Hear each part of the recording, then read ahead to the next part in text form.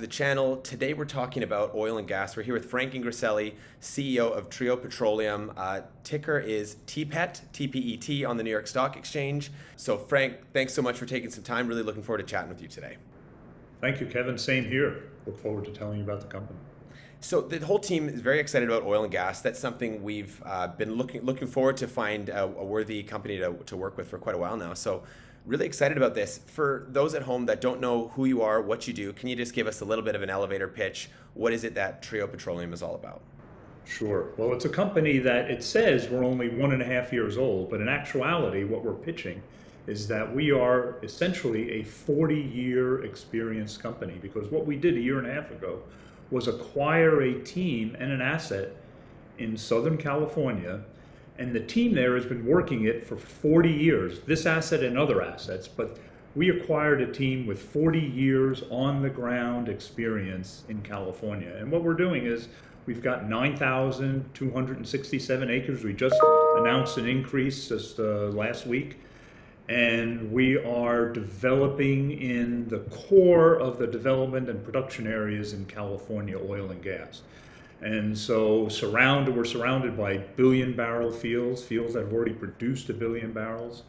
And we've already had several discoveries on our acreage before. But now as a new company, as a new public company on the New York Stock Exchange, we're going to start to drill the heck out of it and produce that oil and deliver value for shareholders. That's number one in our interest. So new oil and gas company. We're in California, we're ready to start drilling and ready to start producing with an experienced operations and management team. So perfect segue into the next thing I want to talk about. This isn't your first rodeo. This is actually your fourth successful listing of a company on the New York Stock Exchange. Can you tell us a little bit more about your background specifically, and then let's transition into why are you so excited about oil and gas specifically? Sure, absolutely. I mean, I've been 44 years in this industry. And just in fact had my birthday, 69 years old, this past weekend. But I started my career at Texaco Inc. in 1979, and I rose through that company, stayed there for 23 years until 2001, and had many positions there, but the most important one was president of Texaco International Operations, where I ran the international operations for Texaco Inc. in the oil and gas sector. And then Chevron was taken over by Chevron, but that was a blessing because, as you mentioned, post that, I've gone on a role of developing and starting new oil and gas companies, developing assets from China to Indonesia to Texas and Colorado, and now this fourth one, IPO, onto the New York Stock Exchange. And all those companies have been successful. We've delivered value to shareholders. A couple of them are still in existence. So it's something that I really enjoy doing, especially the beginning phase where we can open up the company and start the process of delivering on what we promise to shareholders. And that's what we're going to do at TRIO Petroleum. So I'm excited about it.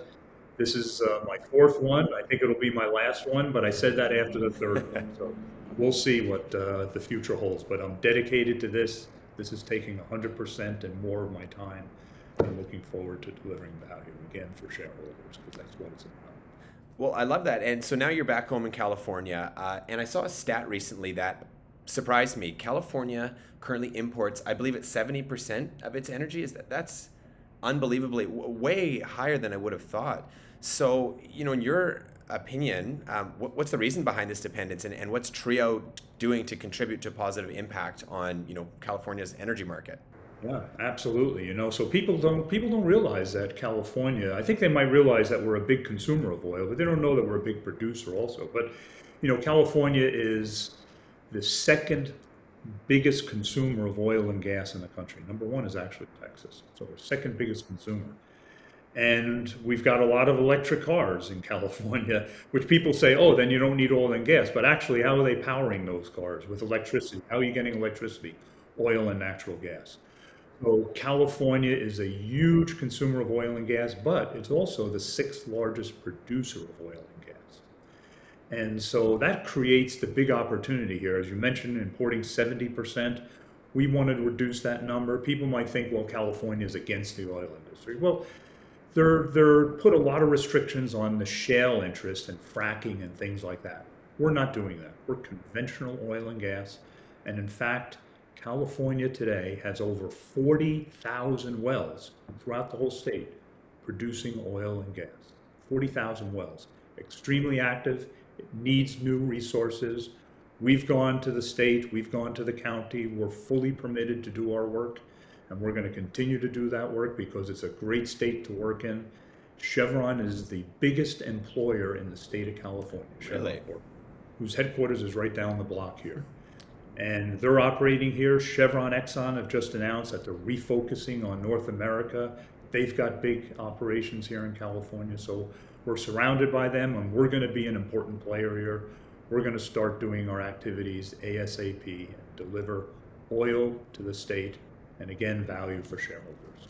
So, okay, so you touched on, the amount of consumption of oil currently in California and elsewhere. Given a lot of people watching this are going to be thinking, just like you said, electric cars, massive push to renewables. Just at like a really high level, what gets you excited about oil and gas as an industry, the price of oil? Like, what makes you think this is going to stay a dominant part of the economy? It's going to be a big part. I'm all in favor of alternate energy and wind power, solar power. I've got solar panels on my house right here. I helped develop the first electric cars and hybrid electric cars when I was at Texaco. My actual last job was president of Texaco Technology Ventures, and I invested billions of dollars in developing hybrid electric cars.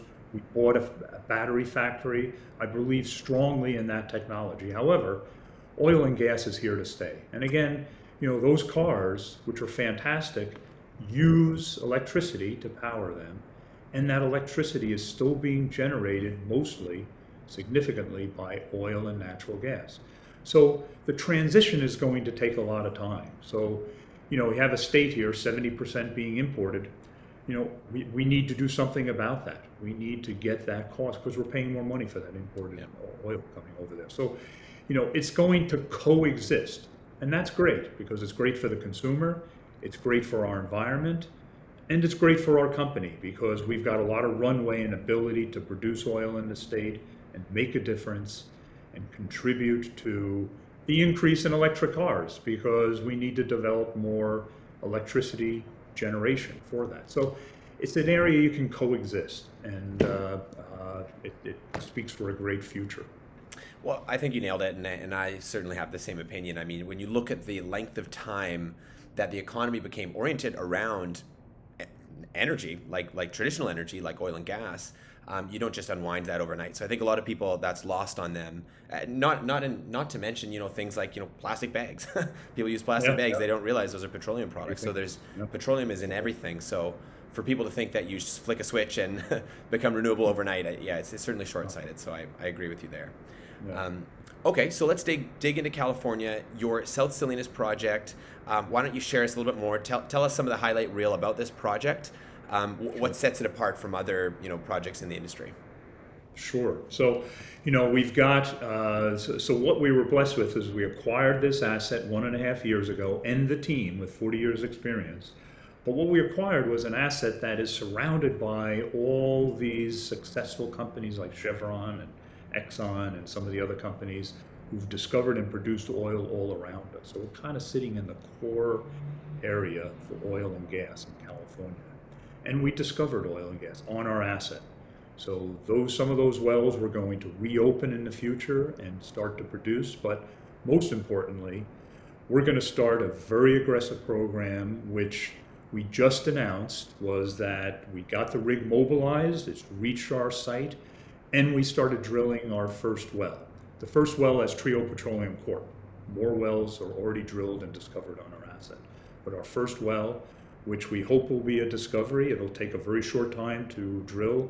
We should, if it's a discovery, within 30 days to 60 days, be producing cash from that well. And if you go to our website, you can go to our filings with the SEC, you can see that we have been, and we've disclosed in our filings that our asset, when fully produced, so this is number 1 well, number 2 well, and as you continue to drill all these wells, have a net present value discounted at 10%. The net present value of our development plan is recognized as 2 billion US dollars. And we have right now 163 million barrels of reserves. But that number is going to grow. As we drill each of these wells, that number grows. So we've got an asset and a plan that we can grow into worth $2 billion, discounted at 10%. So it's an enormous project for the company, sitting in a great basin area where discoveries are surrounded by us, where people have produced billions of barrels. And we're going to get at it. And this first well that we just started and announced that we're started to drill, hopefully will contribute to the ongoing program, our development plan. And what does that do? That delivers shareholder value. That delivers new discoveries, new wealth. And that's what we plan to do. That's what I've done for 44 years. And our plans are, most important is to deliver on what we promised. And we started to do that. Who within 3 weeks of an IPO increases its acreage position by 8%, contracts a drilling rig, starts to drill the well, all within 3 weeks. We've told people that would take months. We did it in 3 weeks post-IPO. So we're delivering on our plans, and we will hopefully deliver on value to shareholders. Well, congrats, and that speaks to your experience in the industry of how fast you're able to move. We discussed net present value, $2 billion. That's a huge number. Obviously, people probably at home watching this are going to wonder a little bit about the math. In case you don't know how to do the math on net present value, what can we kind of do, like a little dumbed down explainer just on how you come to that value, roughly? Sure, absolutely, yeah. So what I'm not saying is that the company should be worth and trading at $2 billion today. So what that is if you take the wells that, let's say, we're going to drill now over the next 5-year period, and there'll be, dozens and dozens and dozens of wells that will continue to drill, continuous drilling program. When you take all the money we're going to earn from those wells drilled this year, the wells drilled next year, the wells drilled the 3rd year, the 4th year, the 5th year, the 6th year, the 7th year. When you take all those cash flows, what you do is you say, well, that will produce, in today's dollars, it's actually $6 billion, but it's not worth $6 billion kind of today. Right. So what you got to do is you got to discount it, because that is cash flow coming in the future that you're going to get. So it's like your job. Some people will say, you're going to earn over the next 20 years this much money. You're going to earn millions of dollars. Well, your salary is only $100,000 today. Right. But when you accumulate all that value, that's what it is worth, discounted at a 10% rate, which we think is a fair risk-adjusted rate. And so you kind of go back. So to a shareholder, I would say, here's a company, 50 million market cap right now. It has the ability to deliver a program as it rolls it out over the next many years that's worth $2 billion in discounted to today. So it's a complicated process, but that's the concept there. No, that makes sense. And when you look at estimating these like cash flows, are you using the oil price of like what we're seeing like right now, for example? So in theory, if the price were to go up in the future, if you believe that to be the case, that would actually theoretically increase that net present value? Exactly, okay. Yeah. So we're using pretty much what today's oil price is. So if oil prices go up, that value is going to go up. If it goes down, it'll come down a little. And that's one thing, 44 years in this industry. As I tell people, they say, oh, what's the price of oil going to be next week or next month or next year? Well, my guess is as good as the top analysts at Goldman Sachs, because nobody really can pinpoint it exactly. Nobody's exactly right. But what I have learned in 44 years is that oil prices go up and they come down. And they come down, they go back up. I've never seen oil just go down and not come back up. I've never seen it go up and not come back down. So it's a commodity that moves up and down, but what's good is that we are a very low cost producer. Okay. So if everything goes right, and oil prices at today's value, it will cost us $2 to $3 million to drill one well. We expect that at today's oil prices, we can pay that out in 1 to 2 years. So you get your money back just like that, even at today's value. If you go down to even at $50 a barrel, it could be, maybe a 2-year payout. So it's, by being a low cost to drill that well, we could withstand very low prices of oil and still be economic. So that's very important to our asset. So that is important. And as somebody who's, I'm from Canada, I'm more familiar with Alberta oil, like heavy oil. That's Mm. very, very high cost. You're essentially mining a tar substance and then refining it. Yes. Okay, Yes. maybe a little quick education for maybe some Canadians that are watching this that are more familiar with heavy oil. What makes yours so much cheaper, Yeah, lower so cost? yeah, so ours isn't the most lightest oil, so it's not the top quality, but it's also not heavy like in Canada there. So we call it a good quality oil that we'll be producing because we know what we were going to produce Yeah. because we produced it already on our asset.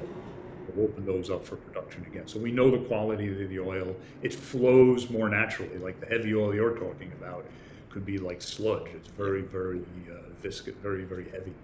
Ours will flow. I can take it in my water glass here and pour it out. Okay. So it's fine. And we got the refineries. California has a Right. lot of refineries here that can refine the kind of oil which they've done and they are doing for all these other companies. So it's a good quality oil. It flows well, and we also have some natural gas on our wells that we produced in the past. So we expect a little bit of natural gas, but make really more like 80 to 90% oil will be coming out, and nice quality.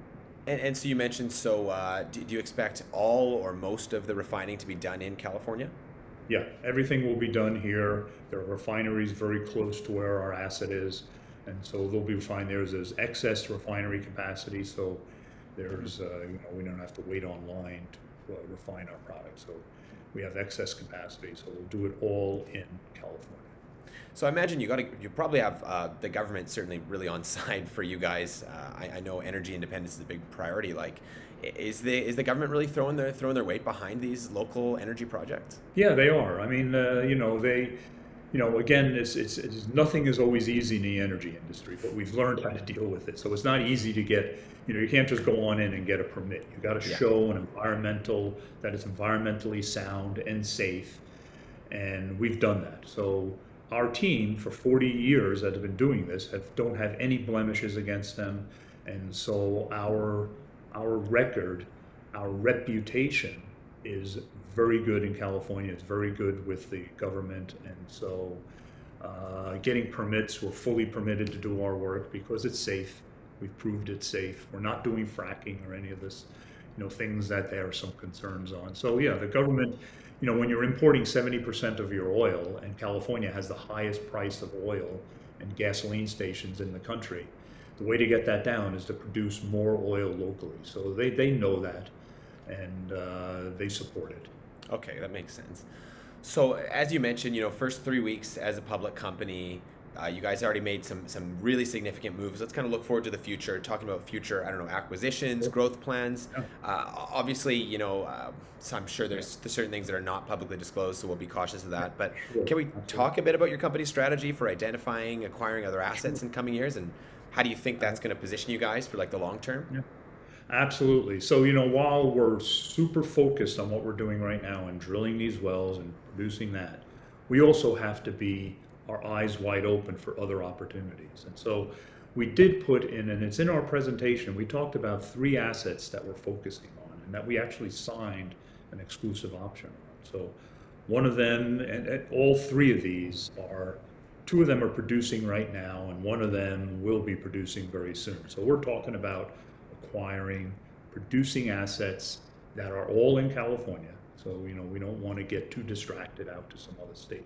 All in California, and we're going to evaluate those. We're very aggressively evaluating one of them right now. So, shareholders just need to wait and see. We're a team. I'm a person who's made many acquisitions in my career. I'm not going to just sit back and just watch our wells and this current asset be drilled. We need to look at expansion and value assets that are accretive to the value to the company and don't dilute shareholders. So we know how to do that. We'll have some very creative ideas on how we make acquisitions. So keep your eyes posted on TRIO Petroleum and what we'll be doing in the future in that space of acquisitions. We're looking forward to it. I mean, already I see a solid pipeline. That's why I'm so interested in this. For those watching, I own shares, certainly, so happy shareholder. Why don't you give? Wrap this up with what are a couple key bullet points as to why somebody at home should invest in TRIO Petroleum, which, as a reminder, is TPET on the New York Stock Exchange. Sure. I think what you're getting here is a new startup company, but with a management that's done it before, that has a proven track record, not just the operational team for 40 years, but I've put my personal reputation on this company. And, we've got discoveries already on site in the company. We're drilling immediately within just a few weeks of the IPO. And we're in a state where it desperately needs oil. And we've got a program that can deliver ultimately a $2 billion development plan. So great team, great asset, and we started developing it with the new well that we just started to drill. So we'll deliver value. We're committed to that, and I'm committed 24/7 to delivering value for shareholders. And your 40-plus year track record certainly gives us all confidence. So, Frank, amazing to meet you, to hear about TRIO. I can't wait to chat with you again. Thank you for the time. Really appreciate it. Great. Well, thank you, Kevin. Good. Look forward to it.